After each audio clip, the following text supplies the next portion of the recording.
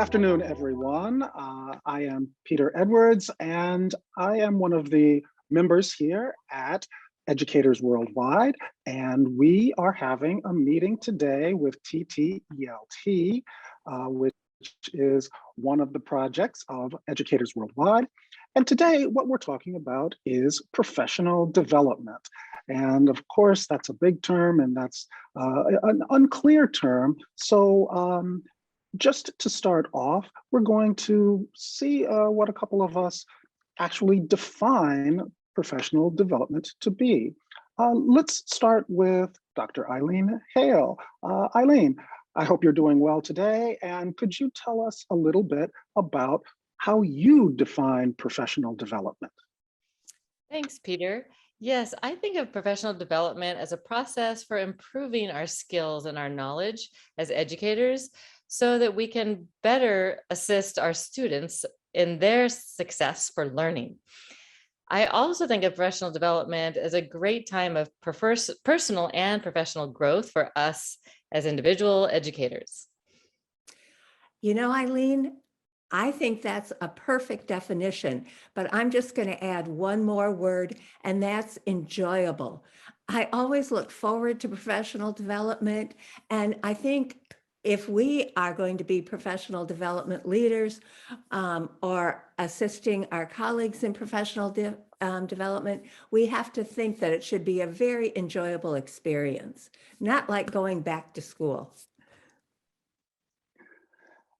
Thank you, Beth, and thank you, Aileen. Those are great starts to this very interesting topic.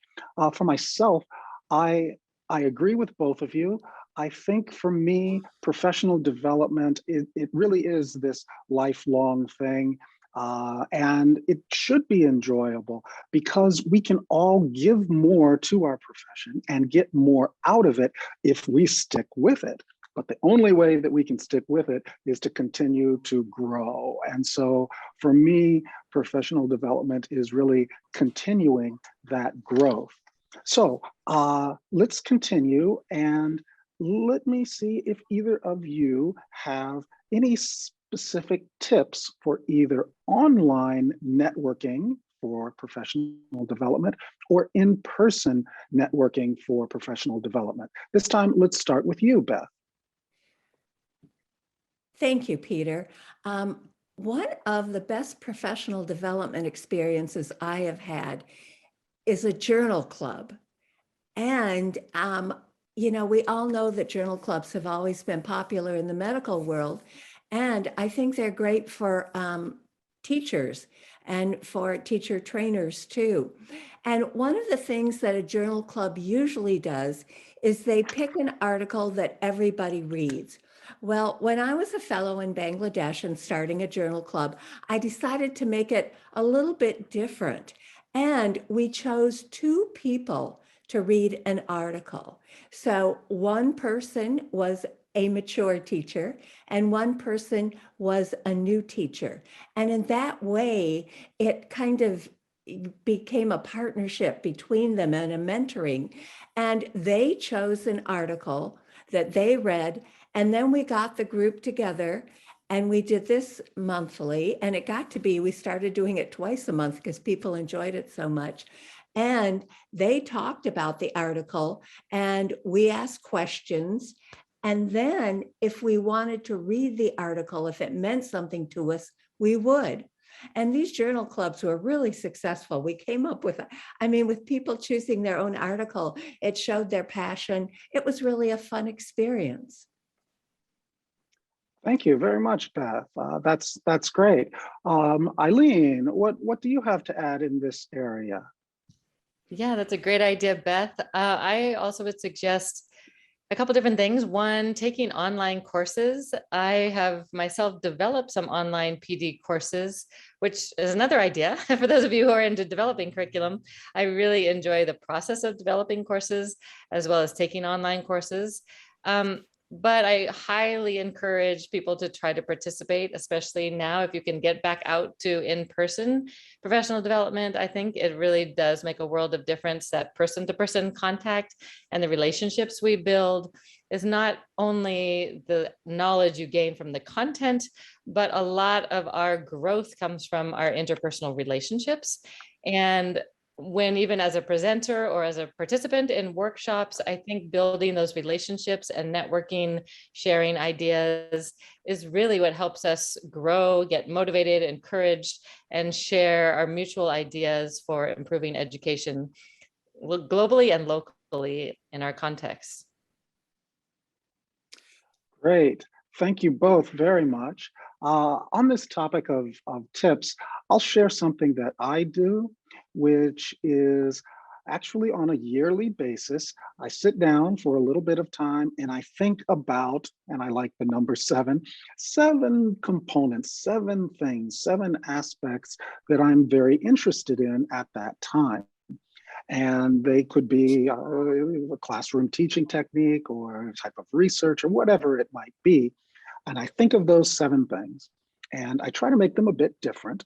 And then every time I have an opportunity for professional development, I try to focus on that small, finite number of things, because the abundance of opportunities, whether it's looking on YouTube or when you go to a conference and you see the list of all of these very interesting things, for myself, I need to narrow it down. And also, I then look for people during that 1 year time that are interested in those things. So I try to cut this very large idea of professional development into small bites that I can handle at an individual time, so that my mind doesn't get too busy buzzing around with so many great, wonderful opportunities. My goal when I choose these few things is to try to make myself unique, singular. And so I think, well, how can I not be the best person who does this, that, or the other, but to have some kind of interesting combination of things to keep my interest going and to make me unique for new opportunities. So that's something that I do as a small tip. Tell us, what is something that you have experienced personally from professional development? Do you have a little story, a short anecdote that you could share? Let's start with Aileen again, please. Thanks, Peter. Yes, and just piggybacking for a second on your prior comment, I wanted to add, I agree with you for a tip. I think if we can really focus when we go into any professional development training, focus on what you might want to give and get, both what you can contribute and what you really want to learn from the professional development. I think oftentimes we go in kind of as a blank slate, like just trying to absorb it all. But if you go in with a focus, like I really want some tech tips, for example, or assessment tips, and know what you're looking for, you can come away with that, achieving your goals, if you will. And on that note, so answering your next question, was an anecdote. When I was working in Albania, I think one of the richest parts of the professional development, I was asked to do a lot of teacher training. And I was able to collaborate with fellow colleagues from Albania and Kosovo and Croatia, neighboring countries. And we co-presented at conferences in their regions. And to me, that was really rich because I learned from colleagues from different countries around Albania, as well as like we contributed collaboratively to each other and to the greater regional conferences. So collaborating with others and sharing those ideas and presenting, I think, is a fabulous way to grow and to give professionally. Excellent. Thank you so much, Aileen. And Beth, please chime in. Thank you, Peter. You know, I work with a group of rural teachers in Bangladesh, and I just love these rural teachers. They are so eager to learn. And they are starting language clubs with their colleagues. You know, I always think, oh, I don't have enough time to do this. I don't have enough time. And here are rural teachers who are so busy and work so hard and have so many family responsibilities. here they are starting language clubs. So I'm helping them with this, and it's really enjoyable. They have so many interesting ideas, and they're really adhering to adult learning principles that, the teachers want to be involved in designing this, that even though you're a leader, it doesn't mean you're their teacher. I'm really proud of them for taking the time for improving their language and English language, and also for helping each other improve. So that's one of the great experiences, is that you can start your own community of practice. And I think that's an important lesson.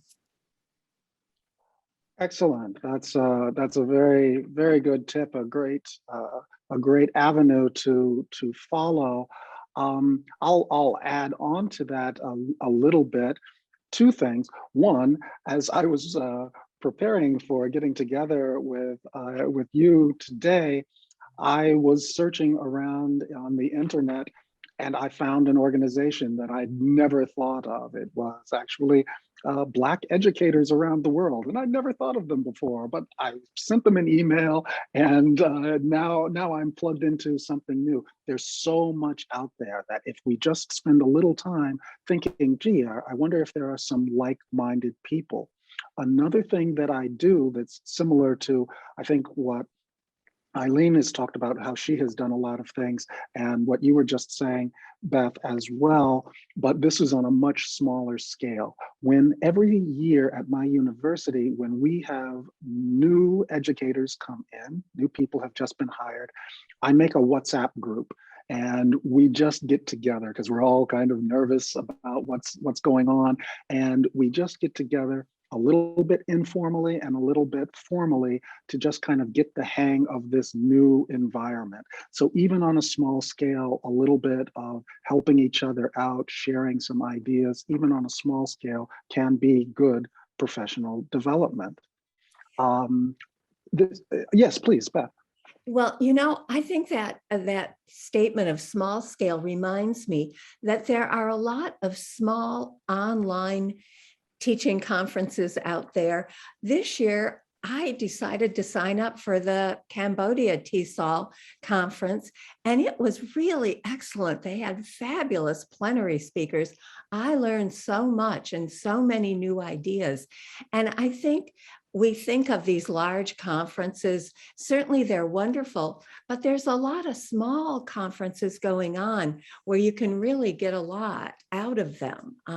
So I've been enjoying trying some of the smaller online conferences and learning a lot from them too. Excellent, excellent. Well, as we start to wrap up, I'll ask both Aileen and Beth for some final comments about professional development. I'll just, for my closing comments, say that, it can be very easy to be around some of your coworkers and just push the negativity of the difficult job that we all have. And it's good to sometimes let off some steam. That's really good. But as we would like to continue to develop as professionals, it's good to try to go out and find some people that are really looking to be positive. Maybe they're in the office next door, or maybe they're across the world. But finding somebody with positive energy and bringing more of that positive energy together can be very good in helping you, and that motivation will lead you very far along the lines. But as I said, let's hear some final comments from both Beth, and let's start with Aileen. Thanks, Peter.